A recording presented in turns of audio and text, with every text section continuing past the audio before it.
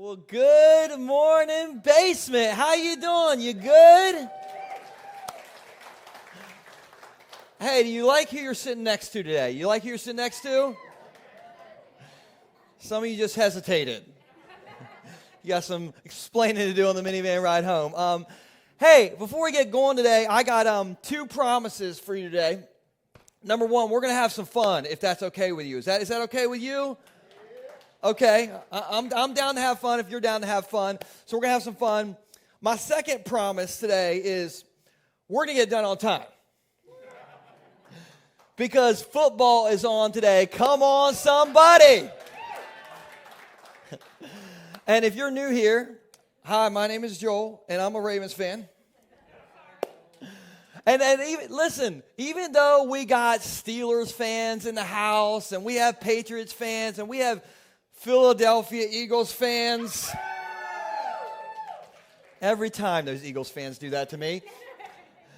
Even though we're a house divided, okay, no matter who you're rooting for, no matter what brought you to church today, I am so glad that you're hanging out with us. Some of you, you're back for the first time. Who's back for the first time? Look at this. You're back for the first time. I love it. Thank you, guys. It's just good to be in the basement, right? And so thank you guys for being back. I want to just welcome everybody that's online right now. Here's some people who have been watching this morning. RJ already sends me a text of who's watching right now. So Chad Travis in Fort Lauderdale. So there's your family right over here, Chad. So Chad is watching us. Linda Walsh, I think you're in Lewis. What's up, Linda? Miss Pat Morgan is watching. And so can we just get rowdier for our online family than our football team today? Let's give it up for our online family. Yes, Chad, Miss Pat, Linda. All right. Wasn't the music good today? It's good. We didn't have the lyrics for a lot of it, so I was like, I'm glad I had a face mask on so you could see that. I didn't know all the, the lines, but I'm so thankful for our band. Anyway, hey, we're in this series called Keep Your Head Up. And isn't it a good time to keep your head up right now? I mean, I feel like everywhere I look, there is bad news, there's negativity, there's face masks. Who knew that in 2020 you'd have to match your face mask to your church outfit? Anybody know that? Did anybody see that coming? And so, like, if there's any year I could hit the reset button on a year, okay, I'm hitting. Who's pushing it on this year? Just push the button. Just push the button. If your kid's school got canceled in March, okay, you're pushing all the buttons. You're like, I'm going to reset it, please. But this whole series is about keeping your head up. And if you're a Jesus follower, we have one really great reason to keep our head up, and his name is Jesus, right? And so I hope you have been enjoying this series, and we're getting near to the end of it. And today I want to talk to you about getting your passion back. Everybody say passion. Passion. So, how many of you are passionate about gardening? Like you garden. No, wait. Okay, so somebody stood up in the back. My goodness. Okay, just wait. Going to dinner at Olive Garden does not count. I'm talking like you grow something. You have a garden, a big garden, a small garden. You're into gardening. Let me see your hands if you're into gardening. All the people who garden are in the back. The front, you all lazy or something. So how many of you you're like me, you don't really garden, but you like to be friends with people who do garden so they can do the hard work and you can get all the produce? How many of you are into that? Yeah. Oh, us lazy people right here. So a few years ago, Stacy and we got super psyched about gardening. And when I say Stacy and I mainly mean Stacy. But I had skin in the game, okay? Because I made the most unbelievable garden box you have ever seen. And when I say unbelievable, I mean I found like 4 random pieces of wood and 6 random screws, and I screwed them in sideways. But I made a garden box, people. And then we filled the garden box up with horse manure. It was like the richest dirt you've ever smelled or bought. Okay, it's super expensive, this stuff. And so, but we mainly Stacy had a dream, and the dream was to have zucchini, cucumbers, tomatoes, kale. Come on, kale. And so we had the garden box, we got the rich manure, the horse manure. We went to Lowe's and we got all the seeds, and we got the seed holder thingy, which kind of looked like egg crates. I don't know anything about this, but it looked like egg crates. And so we planted all the seeds in there, and each step we got more and more psyched, okay? And when we planted it all in the egg crates, because we're going to start growing them inside of our house first, we're like, well, we garden. We're basically farmers now, okay? Because we garden, and we got this stuff in the house. And so we got the horse manure, we had the garden box, and we started growing things. And eventually, guys, we got sprouts. Sprouts. I'm like, we got sprouts. And like, I was starting to get hyped now. Like, for the first time in my life, I was like, I can't wait to eat kale. And so we had sprouts, we had stuff coming up. And so like, what we would do is every afternoon, we were so into our sprouts, like we would name them. We're like, this is cuke for cucumber, okay? Like, I'm gonna eat cuke. And so like, we had all these sprouts coming up, and every day we would put the seed thingy in front of the front door, because there was sunlight that would come in the front door. And like, me and Stacey would just stand there and like watch our kids, cuke growing, and we love these sprouts. Until one day, we put the sprouts down in front of the front door. This is a true story. It was one afternoon. We put the sprouts down in front of the front door. And I walked away. And later, I came back to check on my kids, my sprouts, because we were in deep. These were our kids. This was cute.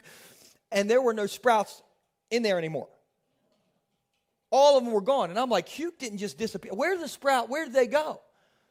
True story. I look over, and my sweet little 7-pound Chiweenie dog, he had a sprout in his teeth. And my dog literally ate the entire garden, the whole thing. And I took a picture of him right after he did it. You want to see the picture? Okay, here's the picture right afterwards. Do you see the shame? Have you ever seen your dog with this look on its face? You know they've done something wrong, okay? Eli ate all of our sprouts. He had sprouts in his teeth. And so we were still so passionate about gardening that we planted seeds again. We got sprouts again. And guess who ate the sprouts again? Eli. And at that point, I took my little garden box and I threw it in the woods. And I'm like, I'm never gardening again. And we haven't gardened since, have we? And so my point is, we were so passionate about gardening, but we lost our passion. Okay, now Stacy has started to get her passion back for gardening. I am not there, church. You can just bless the pastor with your produce. I will take whatever you guys grow. But I told you all that because sometimes we can lose our passion about things in life, right? Like we can lose our passion for gardening, hello? Or we can lose our passion for work, hello? We can lose our passion at home. We can lose our passion in our marriage. We can lose our passion for Jesus. And can't you remember when you were still psyched about that job you've lost your passion in? Some are like, no, I can't. Give me another example. Okay, maybe another example. Can you remember when you were still psyched about your boo, your honey bunches, the barbecue sauce on your ribs, your boo thing? Like, you remember when the relationship started and you were passionate about it? And maybe you remember when you were passionate at work, you were passionate in your marriage, you were passionate for Jesus, you were passionate for the Washington football team. It's a rough road, Washington. Anyway. But what happens in life is that somewhere along the way, we lose our passion because something eats our sprouts. And we lose our passion. We lose our enthusiasm. So I'm calling today's message, Get Your Enthusiasm Back. Get your enthusiasm back. So if you're sitting next to somebody, just look at them and enthusiastically say, you got some sprouts in your teeth. You got some sprouts in your teeth? I know you can't do that because of face mask, but you do something. One good thing about face masks is you can't see if there are sprouts in your teeth. Anyway, get your enthusiasm back. Have you noticed there's two different types of people? And we'll put this on the screen because this is important. There are people who let their circumstances influence their enthusiasm. And there are people who use their enthusiasm to influence their circumstances. There are two types of people. There are people who let their circumstances influence their enthusiasm, and there are people who use their enthusiasm to influence their circumstances. In other words, there's some of us who we let what's going on around us shape our perspective, right? Like COVID-19. I'm my kid's homeschool teacher again. I got to wear a face mask. My dog ate all my sprouts. Work stinks. And we can let what's going on around us shape our perspective, or we can use our enthusiasm inside of us to shape our perspective. Like, hey, COVID-19, I'm never going to take my health for granted ever again, right? Or I'm my kid's homeschool teacher. I'm going to teach my kid how to read. Or I get to wear a face mask, which means you all can't smell my bad breath. Or, hey, I get to go to my job. I have a job to go to. Or my dog ate my sprouts. My dog's a vegan now. That's healthy. We can use the enthusiasm inside of us to shape our perspective. Do you know what enthusiasm means? Enthusiasm comes from two Greek words. The first Greek word is on, even though it's spelled E-N, but on. The second Greek word is theos. And on means in. Everybody say in. Type it in. All right? In. On means in. Theos means God. Everybody say God. All right, this is big. We'll put this on the screen. This means that enthusiasm, or on theos, means in God. Filled with God. That's pretty cool, right? And here's why I love this. I love this because it means that our circumstances don't have to shape our enthusiasm. Our Creator can shape our enthusiasm. It means that our enthusiasm doesn't have to come from when things are good in our life or when things are bad in our life, but our enthusiasm can come from our good God. Are you with me? Well, let me show you what Paul said in 1 Corinthians 15, 57 through 58. Paul said, but thank God. Everybody say, thank God. It's a good way to start off a verse. Thank God. And this is so good. He, God, gives us victory over sin and death through our Lord Jesus Christ. Amen. Hey, I'm going to read that again because I think somebody other than Tim is going to get a little passionate about how good these words are right here. But thank God because He gives us victory over sin and death through our Lord Jesus Christ. That's good news, right? So my dear brothers and sisters in the basement and on the Facebook machine, be strong and immovable. Always work, help me out, church, enthusiastically for the Lord. For you know that, and this is why this is so big, because this is going to bring everybody into this. For you know that nothing you do for the Lord is ever useless. Are you a small business owner? Are you a bayshore volunteer? Are you a stay-at-home mom? Are you a cat mom? Right there. Are you a Comcast technician? Are you an engineer? Are you whatever you are, work at it enthusiastically because we know that nothing that we do for the Lord is ever useless. Which means, and we'll put this on the screen, it means that it's not what you do that makes it meaningful, it's who you do it for. It's not what you do that makes it meaningful, it's who you do it for. Let me give you an example. Stacy and I, a few years ago, we got fancy electric toothbrushes.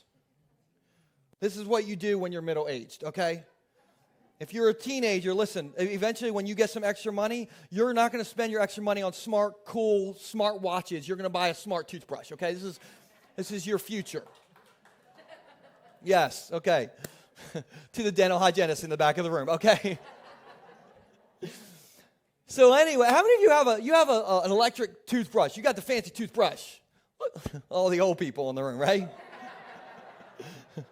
Chrissy's happy. There's a lot of us, okay? This is good. So we got these fancy electric toothbrushes, and Stacy and I, up until Friday night, every night we go to bed at the same time, and we use the same sink to brush our teeth. Everybody say, "Aw." Brush together, use the same sink. But every time I brush my teeth, I like the water to be on cold because I'm normal. Stacy wants the water to be on hot, hot, hot because she is weird, weird, weird. And so I don't really understand that. And so for the longest time, I didn't really enjoy turning the water from, because I'm always in there first, to turn the water from cold to hot, until the other day she told me that she really likes it when I turn the water to hot for her. And I thought, well, since my wife is hot, then I'm going to enthusiastically start turning the water to hot for her. And so this week I tried it a couple times. Like it 100%, but I tried it a couple times. Whenever we were brushing teeth, first I put it on cold. Got to get me first, okay? Got the water on my toothbrush. And then I would enthusiastically and with flair, I would turn it to hot. And I would wait for the hot. And I'd feel the hot. And I'd wink at my hot wife.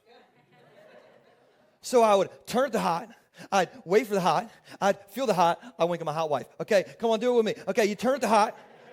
You wait for the hot, you feel the hot, you wink at your hot wife. Okay, that's what I did, okay? And it's not what I do that makes it meaningful, it's who I do it for, right? And then we would go to bed and things would be enthusiastic. That's all I'm going to say about that.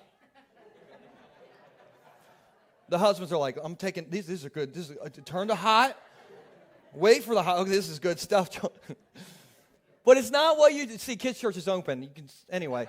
So it's not what you do that makes it meaningful. It's who you do it for. And so what that means is if you do it enthusiastically and you do it for the Lord, then nothing you do for the Lord is ever useless. And when you have that mentality, it can transform something that's mundane that you do into something meaningful. Let me give you an example, because I've seen this. At the food line in Millsboro, there used to be a cashier who was the most enthusiastic cashier in a grocery store you've ever met. And I don't know about you, but being a grocery store cashier is not the top of my list of exciting jobs, right? I mean, especially during COVID-19, because you're basically in a plexiglass cage, and you have to touch food all day long that you're not allowed to eat. Not exciting, right? But this lady was so enthusiastic in the grocery store because, whenever you would go to her, and I would always make sure I went in her line. It didn't matter if there was, a cat mom in front of me with 75 bags of catnip. I'm I'm going to go to the enthusiastic cashier in her line because she's very excitable. So you would go to her line, and she would sing to you when you would get up to her. And she would be like, "Hey, sir in the black shirt, how you doing today?" And then the first time I was like, "Oh, it's me. She's singing to me." And she would be like, "Hey, sir, looks like you got yourself some fresh produce. Nice pick on the kale. What, did your dog eat all your sprouts?" She didn't say that part, but she just sing you. And she would swipe the barcodes with flair. Okay, like she would get your double stuffed Oreos, because that's the only kind of Oreos to eat, okay? And she would be like, "Ooh, double stuffed Oreos. I'm going to put the bananas in, number 7048 or whatever." And she was just very, and I would be in the line with her, and I'd be like, why is she so enthusiastic? Where's this coming from? Until one day, I said to her, I was like, "Hey, ma'am, you have a good day." She did all her swinging and all her flair and all that. And I said, have a good day. And she said, "You have a good day too today, sir in the black shirt. And may God bless you today." And then I looked, and she had a cross pinned on her little collar, her Food Line collar thing there. And I thought to myself, I know why she's so happy. She's a cashier for Jesus or whatever, But how do you transform something that's mundane into something meaningful? You work at it enthusiastically. Whether you're a grocery store clerk or whatever you do, because nothing you do for the Lord is ever useless, okay? That means that can give you enthusiasm. It doesn't matter if you're a contractor or a nurse. It doesn't matter if you're a stay-at-home mom or a working mom. It doesn't matter if you're a dad or a rich college kid or a poor college kid. It doesn't matter if you're retired. It doesn't matter if you do everything enthusiastically for the Lord. Nothing you do for the Lord is ever useless. And so that means whatever we do, we should be enthusiastic, because enthusiasm means filled with God, and that can happen where? Anywhere. Anywhere. But sometimes we can lose our enthusiasm.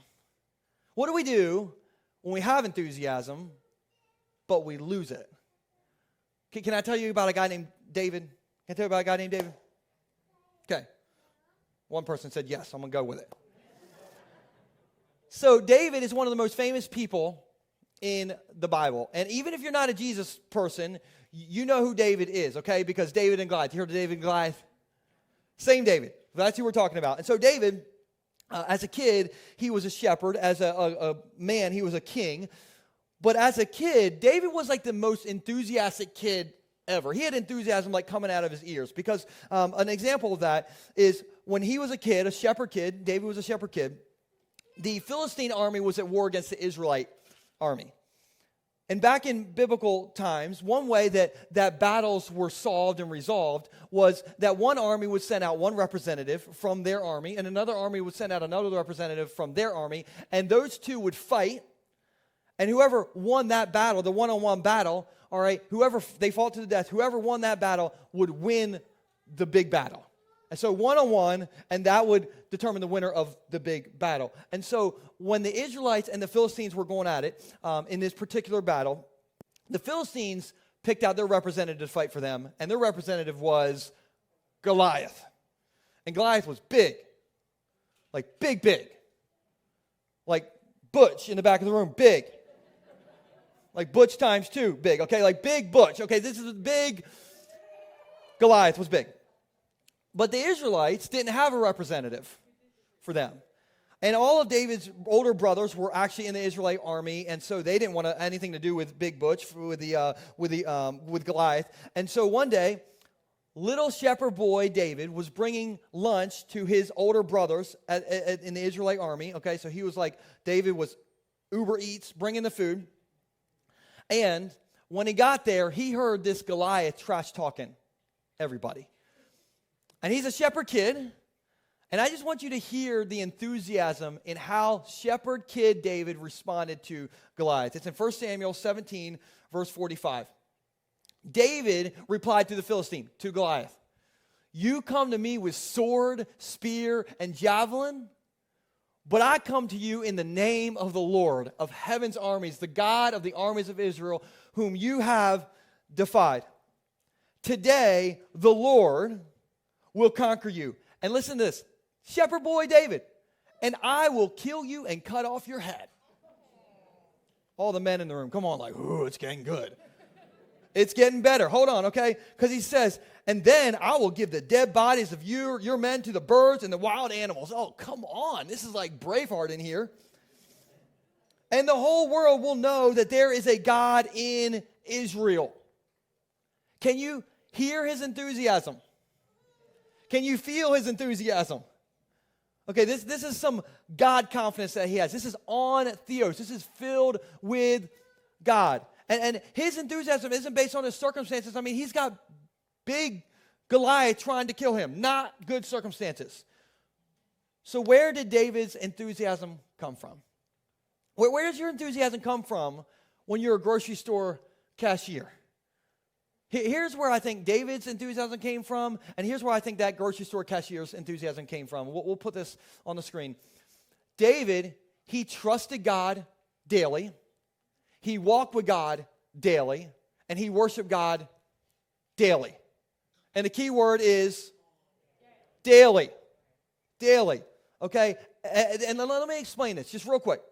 Okay? He trusted God daily. When David was a shepherd kid before the Goliath situation, one time he was out with his sheep, and a bear came to attack his sheep and David. And David found strength in the Lord, and he killed that bear. And after that, he started trusting God daily. That's why he was so confident in the face of Goliath. So he trusted God daily. He walked with God daily. This is the guy who wrote Psalm 23. "The Lord is my shepherd. I shall not want. Even though I walk through the valley of the shadow of death, I will fear no evil. His rod and his staff," like the whole Psalm 23, that is David who wrote that. He trusted God daily. He walked with God daily. He worshiped God daily. One time they were bringing the Ark of the Covenant into his hometown, and in the Old Testament, the Ark of the Covenant represented God's presence. And David got rowdy in worship. Okay, like today, I know like some of you maybe weren't rowdy. Some of you were like maybe carrying some pancake plates, you know, like this. David, he got rowdy. In fact, he was like even taking off his clothes. He was so rowdy. Now, I don't want anybody to do that here next Sunday. But he was so rowdy, his wife was embarrassed of him, okay? So he trusted God daily. He walked with God daily. He worshiped God daily. And my point is this. David did the same thing every day. Daily. He did these things every day. Now, when I was a kid growing up, my family had a 19-inch RCA tube TV. How many of you remember tube TVs? Oh, yeah. All right, all the people with electric toothbrushes. And back in 1987, if you had a tube TV, like a 19-inch tube TV, you were basically living the dream. All right, this was a nice TV back in the day. And but there was a rule in my house. Whenever my dad was home, who got to hold the controller? Dad, okay? Because men, we are enthusiastic about the remote, right? We have control issues about the controller. And so, like, my dad, he would be the one who was allowed to hold, or he got to hold the mic. We weren't allowed to hold it. And so that meant we had to watch who wanted to watch? My dad, okay? And my dad, he had all these, like, favorite people to watch movies of, okay? So, like, my dad loved Steve Martin. And so we would watch Dirty Rotten Scoundrels, and we would watch Trains, Planes, and Automobiles, the TV version, because my dad's a pastor, people. My dad loved Harrison Ford, and so we would watch Indiana Jones and The Fugitive. Come on. My dad was into Michael J. Fox, so he introduced me to the greatest movie of all time, Back to the Future.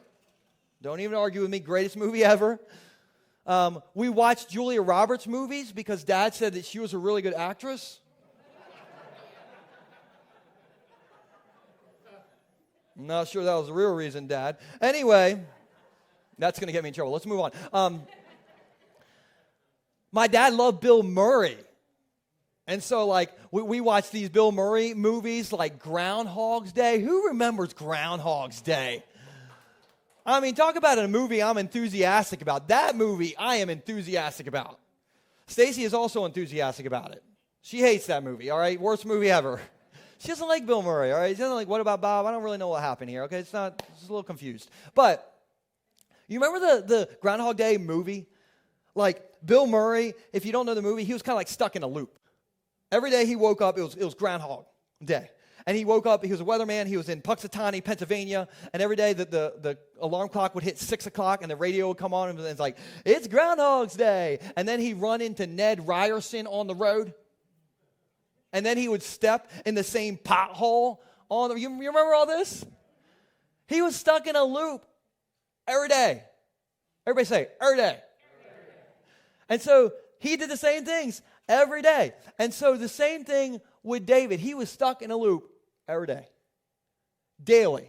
And I think that's where his spiritual enthusiasm came from, because he trusted God, he walked with God, he worshiped God. He trusted God, he walked with God, he worshiped God. He trusted God, he walked with God, he worshiped God. And he was just kind of in like Groundhog's Day. And I know I was just kind of like busting on my dad, but I watched my dad be in that same loop as a kid growing up. Because every morning growing up, I walk out into our living room, and we had this sitting chair that had pineapple accents on it.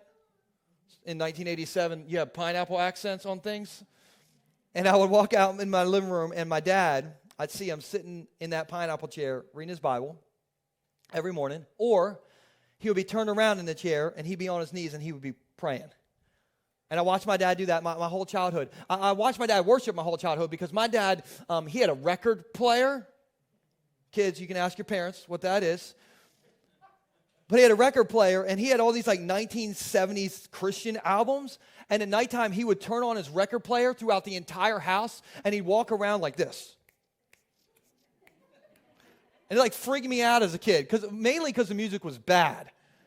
I mean, it was bad. I mean, bad, all right? So anyway, but I watched my dad like do that and be stuck in a loop every day. And my dad still does those same things. He wakes up, he reads his Bible, and he prays, and he listens to really bad. Now he doesn't have a record player. He just watches this stuff on YouTube, and it's really bad. But he just does the same thing every day. And David was stuck in that same loop. And if you want to pour enthusiasm out of you every day, you got to pour God into you every day. If you want to pour enthusiasm out every day, you got to pour God in every day. You can't just come to church once a week. And I love it that you do that. You can't just pray once a week when you pull into the church parking lot like, oh, Lord, help us to get one of the spots in front of Casapoulos. I don't want to park down at Giant today. I had to do that 2 weeks ago, and I didn't register last week because I didn't want to walk. And you just can't do those things once a day because enthusiasm means to be filled with God. He trusted God, he walked with God, and he worshiped God daily. But David ended up losing that loop. And David stopped trusting God, he stopped walking with God, and he stopped worshiping God. When he was a king, here's what happened. It says in the Bible that when kings were supposed to go to war, David stayed home. And he was a king, and he stayed home, and he was walking on his roof. And when he was walking on his roof, he saw this married woman taking a shower, and she was naked. I don't know how you take a shower. Just trying to break the tension. Anyway, but he had an affair with her, and then he ended up having her husband killed. And here's what I think happened. He lost his enthusiasm. And what I think happened, and we'll put this on the screen. As a kid, David ran enthusiastically into battle to serve his God. But as a king, he walked aimlessly on a roof to serve his comfort. As a kid, he ran enthusiastically into battle to serve his God. But as a king, he walked aimlessly on his roof to serve his comfort. In other words, he chose daily comfort over daily commitment. And if you've lost some spiritual enthusiasm, let me just ask you this, and we'll put this on the screen. What could you start doing today to choose daily commitment over daily comfort? What could you start doing today to choose daily commitment over daily comfort? In other words, how can you get in a loop again? Like for instance, okay, maybe what you could do is you could shut down Facebook for 20 minutes a day, and you could get in God's book for 20 minutes a day. Maybe something else that you could do is you could say, hey, Siri, remind me every morning to turn off the news. Because nothing on there is keeping your head up, is it? And say, hey, Siri, help me to turn off the news and help me to or not help me, but remind me to pray at 7:30 every morning, Siri. Or you could bust out your old record player. Like my dad. Bust out your old 70s Christian albums. Walk around the house. Freak your kids out like this. Or you could just listen to a new Elevation Worship album. That would be an easier thing to do. But what are you doing? You're getting your loop back. And when you pour God in every day, enthusiasm is going to pour out. And so let me ask you this. Wouldn't it be worth giving up some daily comfort to get some daily enthusiasm back? Well, let me ask again, because some of you are not sure. Wouldn't it be worth giving up some of your daily comforts to get some of your daily enthusiasm back? Yes. And maybe it's not spiritual enthusiasm that you've lost. Maybe you've lost enthusiasm somewhere else in your life, okay? Maybe you used to be like David. You used to run into battle. You used to run into work like, hey, I'm here. I brought Duncan today. But somewhere along the way, you got busy. Life got crazy. You had a kid or 5, Brodukes. And life just got crazy, and you kind of had a hard time keeping your head up. And so how do you get your enthusiasm back? Here's my advice, is to go back and do the things you used to do. And I'll explain that, because that advice isn't from me. It's directly from Jesus. When Jesus was talking to the church of Ephesus in Revelation, they had lost their enthusiasm. Here's what Jesus said to them in Revelation 2, verse 5. He said, consider how far you have fallen, because they lost their spiritual enthusiasm.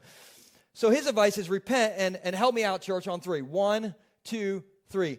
Do the things you did at first. How do you get your enthusiasm back? You go back and you do some of the things that you did when you had that enthusiasm. How many of you remember the very first time you exercised? Do you remember the very first time you exercised? How many of you are like, well, I've never exercised, so I can't remember nothing? More people. That's great. I'm not making fun of you. I mean, you see my biceps? Me neither. Okay, so anyway. I do remember the very first time I ran for exercise. And what happened, it was my freshman year of college, and I didn't exercise because I wanted to get Marky Mark jacked. It wasn't anything like that. I just was I saw this road, and I was I wonder if I can run the end of that road. And so I didn't really know anything about running, and so my goal was to leave my parents' house and to get to the end of the stop sign down Sheep Pen Road. Can you tell I grew up in the country? Sheep Pen Road. Anyway, there's some horse manure on that road too. So anyway, I just started running in my Vans tennis shoes, and I just wanted to get to the end of the stop sign. And so I was like halfway down, and I'm like, I like this. And then I got to the stop sign, and I'm like, oh, this hurts. But I still like this. And then I got back to my parents' house. Like, I successfully ran from point A to point B back to point A. And my whole body hurt, but I was like, I think I like running. And so after that day, I started like waking up before college class and running. I bought these Nike Plus shoes, and it like tracked my runs. And I just started like running for fun. Like, nobody was chasing me. I just was running for fun. And like my shoes would track my runs. So the first year I was like, I'm going to run 300 miles this year. And I did it. Then I was like, I'm going to run 500 miles this year. And I'm like, and I did it. And then I ran 700 miles one year. And then I was like, I'm going to run a 5K in under 20 minutes, which was a terrible idea. And I did it. Okay, I did it. But no lie, it was a firecracker 5K right here in Rehoboth Beach. I got to the finish line in 19 minutes and 56 seconds, and I dry heaved in front of like 200 people. Thank you. I appreciate that. It's the only time I've ever run in under 20 minutes, a 5K. But anyway, I love running so much that when we had kids, we got a membership to the gym because they had childcare. And so I started running on a treadmill instead of outside. And it was cool at first because there was a TV, but the TV was always on HGTV. And for like 2 years straight, all I watched was Flip or Flop and Fixer Upper. And yeah, no, not after 2 years. Like, listen, I was like quoting Chip Gaines as he's saying it. Like, you're watching too much Fixer Upper when you're like, okay, he's about to say this. Oh, you better not put that there. Joanna's not going to like that. Anyway, so I just kind of like stopped liking running, and I stopped running as much. I didn't ever run outside. I just ran on the treadmill. I wasn't running as much. And then COVID hit in March, and my gym hit, and it shut down. And COVID-15 hit right here. You know what I'm talking about? And so one day, I was like, since I can't go to the gym, I'm just going to run outside like I used to run. And I decided, how cool would it be if I ran down Sheep Pen Road, the same road that I started running down 20 years ago? And so I got my shoes on, and I started running. And as I'm like running down Sheep Pen Road, I'm kind of like, I remember this. I like this. I like running outside. And that day, I fell back in love with running again. And I ran more during COVID than I have ever run before. Before, when I was running all those miles, I ran way more. And I saw some crazy stuff when I was running down the road. Like one day, I was running by Phil Hudson, our bass player's childhood house. And I saw this big turtle on the road. I took a picture of it. Saw this guy on the road. And I was like, oh, it's a turtle. And I like went to it, and it was like, har! Like, this is not a nice turtle, not a nice turtle. But I saw that. One day I was listening to Elevation Worship, just like getting my Jesus on, singing, and then I almost stepped on this right here. Wasn't singing Jesus No More, okay? I was like, and I took a picture literally right after I almost stepped on this. This is the picture right after I almost stepped on that.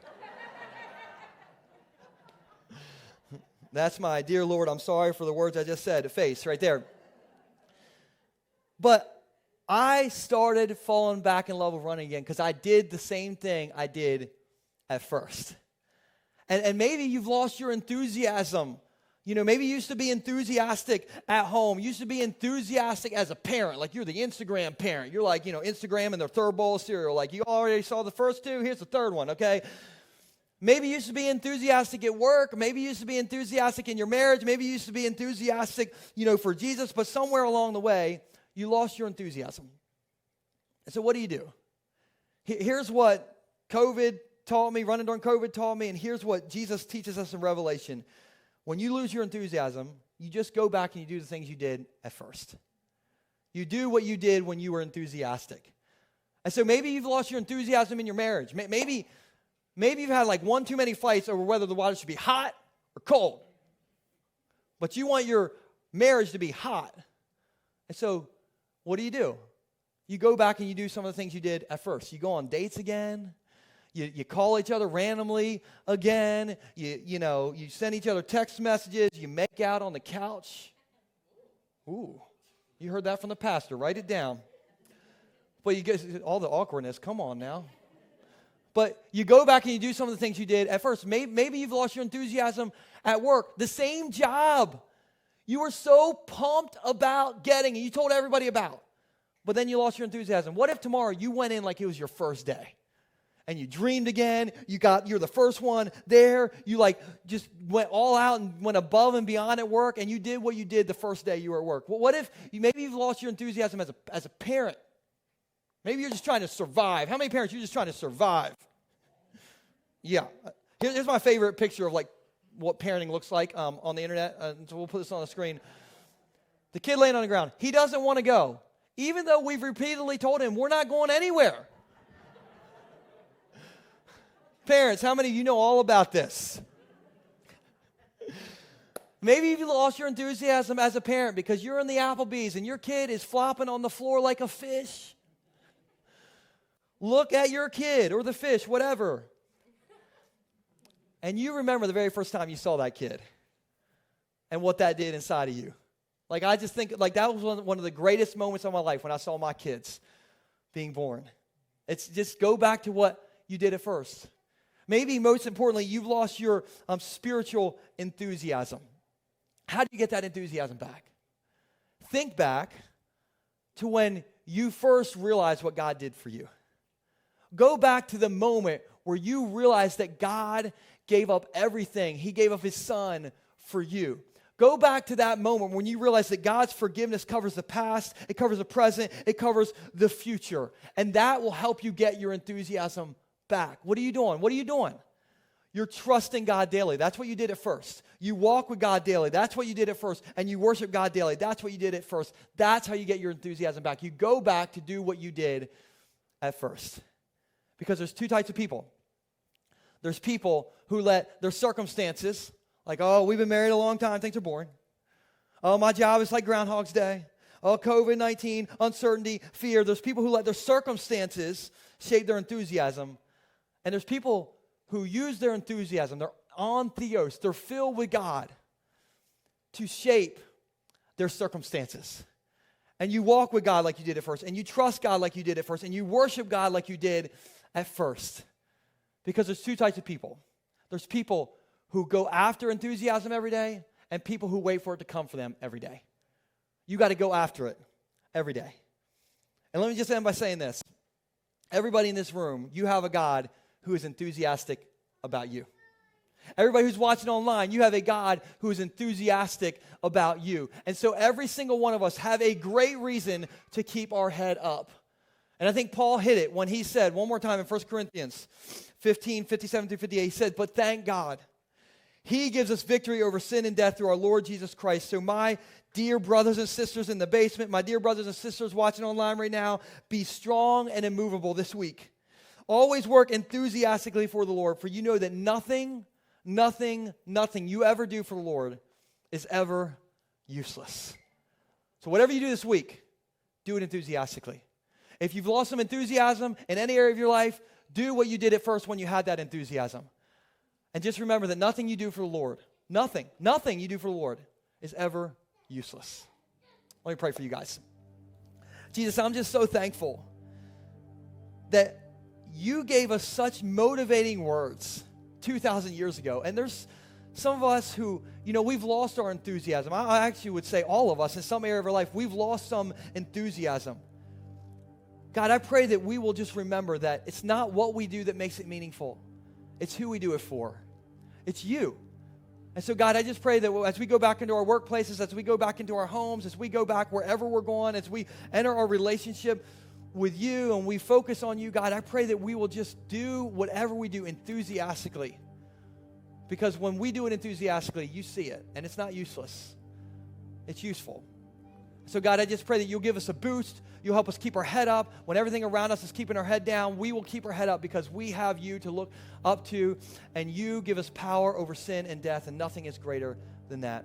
Jesus, we love you so much. We just pray this in your name. Amen.